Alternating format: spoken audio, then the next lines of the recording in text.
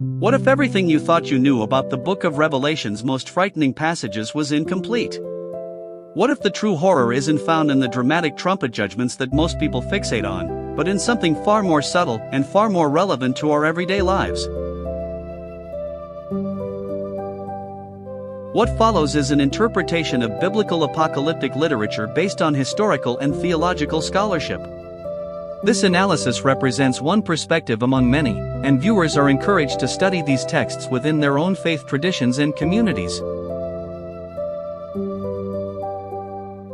Welcome to Wisdom Files, where we explore the depths of religious history and uncover insights that have shaped humanity for millennia.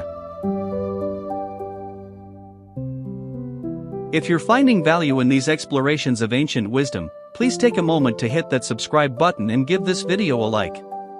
Your support helps our channel reach more people seeking deeper understanding of religious texts and their relevance today. Now, let's dive into what might be the most misunderstood book in the entire Bible, Revelation. When most people think about terrifying apocalyptic imagery in Revelation, their minds immediately jump to the 7 trumpets with their plagues of fire, blood, and darkness. But I want to challenge that perspective today.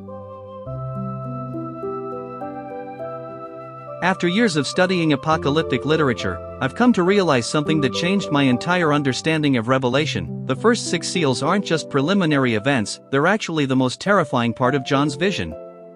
And I'm going to show you why. The context of Revelation. Before we dive into the seals themselves, we need to understand what kind of book we're dealing with. Revelation isn't some mystical fortune-telling text, it's a specific genre called apocalyptic literature that was actually quite common in the ancient world. Revelation was written around 95 CE during the reign of Emperor Domitian. The author identifies himself as John, writing from exile on the island of Patmos. Christians were facing persecution, and this text was meant to encourage them with the promise that God would ultimately triumph over evil.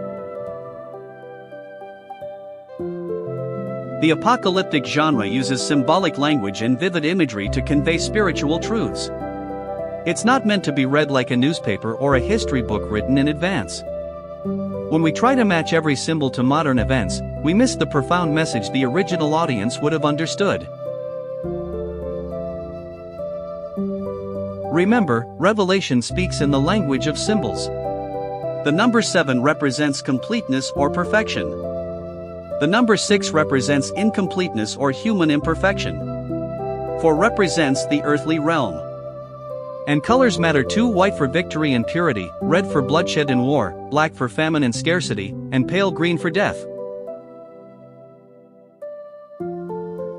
With that framework in mind, let's turn to the seals themselves. The first 6 seals unveiled. In chapter 5, John witnesses a scroll sealed with 7 seals that no one can open except the Lamb who was slain, Christ himself. As each seal is broken, a new catastrophe unfolds. These aren't just random disasters, they represent the unfolding of human history from the time of Christ until the end. The first seal, Conquest, Revelation 6 verses 1-2.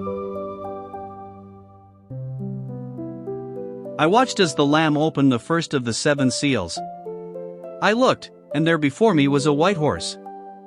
Its rider held a bow, and he was given a crown, and he rode out as a conqueror bent on conquest. Now, many people mistakenly identify this rider as Christ because of the white horse, but context matters. This isn't the triumphant Christ we see later in Revelation 19. This rider carries a bow, a symbol of distant warfare, not the sort of close judgment we see with Christ later. This rider represents conquest and imperialism, the human lust for power and domination that has characterized empires throughout history. Think about it, from Rome to the Mongols, from colonial powers to modern superpowers, human history has been shaped by conquest.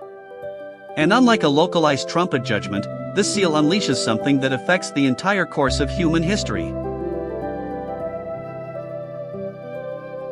The second seal, war, Revelation 6 verses 3-4. When the Lamb opened the second seal, another horse came out, a fiery red one. Its rider was given power to take peace from the earth and to make people kill each other. To him was given a large sword. The second rider brings warfare, not just organized military conflict, but the kind that turns neighbor against neighbor, brother against brother. The Greek here implies not just killing but slaughtering one another. This represents the human capacity for horrific violence that we've seen throughout history.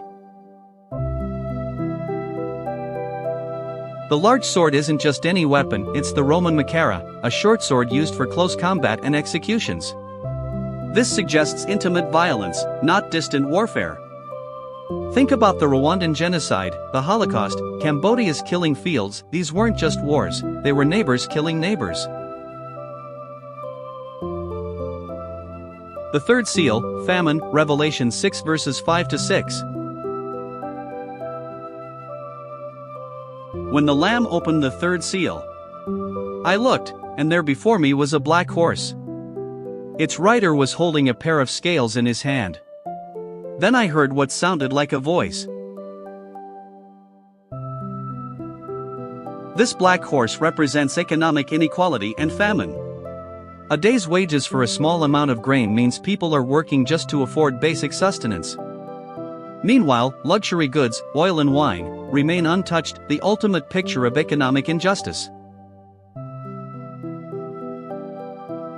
What makes this seal truly terrifying is the implied human choice.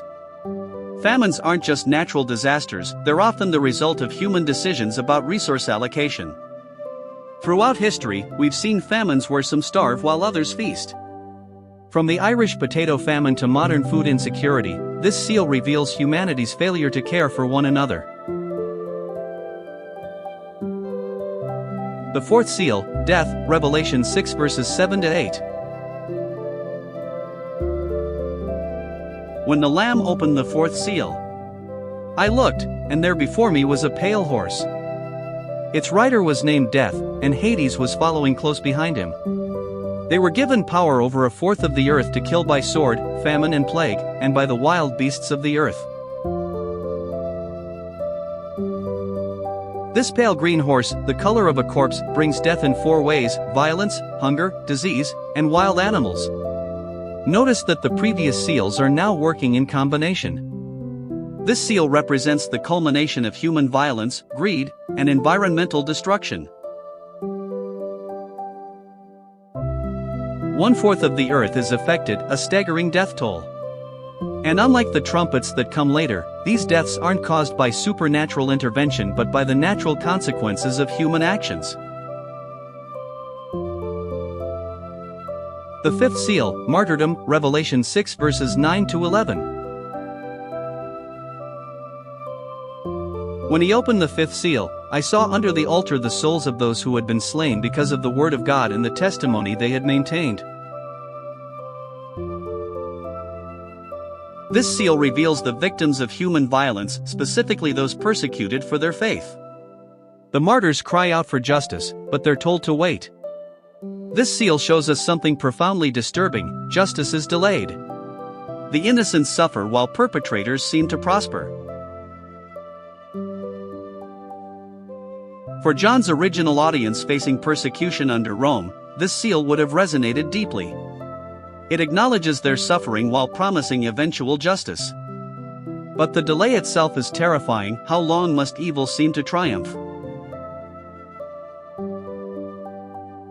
The sixth seal, cosmic catastrophe, Revelation 6 verses 12-17.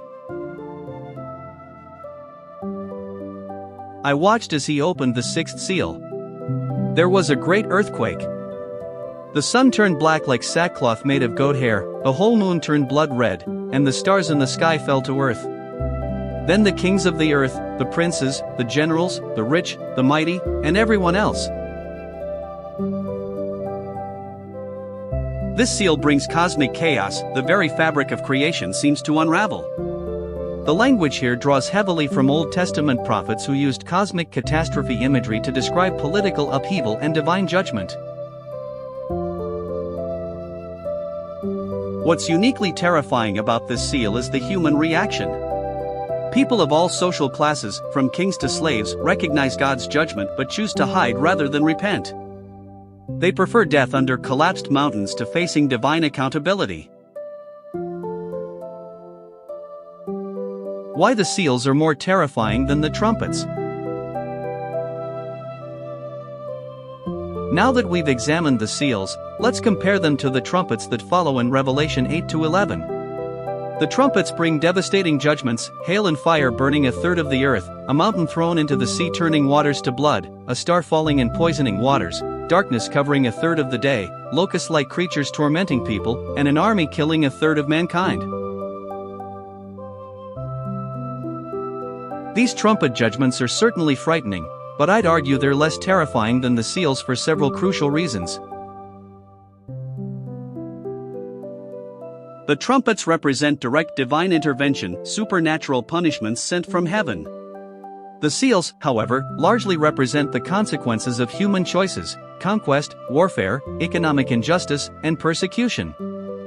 What's more terrifying, that God might punish evil, or that humans willingly perpetuate evil despite knowing its consequences? The trumpets are future judgments in John's apocalyptic vision, but the seals represent historical realities that were already unfolding in John's time and continue today. The conquest, warfare, famine, and persecution described in the seals aren't distant future events, they're the ongoing story of human history. This makes the seals immediately relevant and therefore more terrifying. We don't have to wonder when the horsemen will ride, they've been riding throughout history and continue to ride today.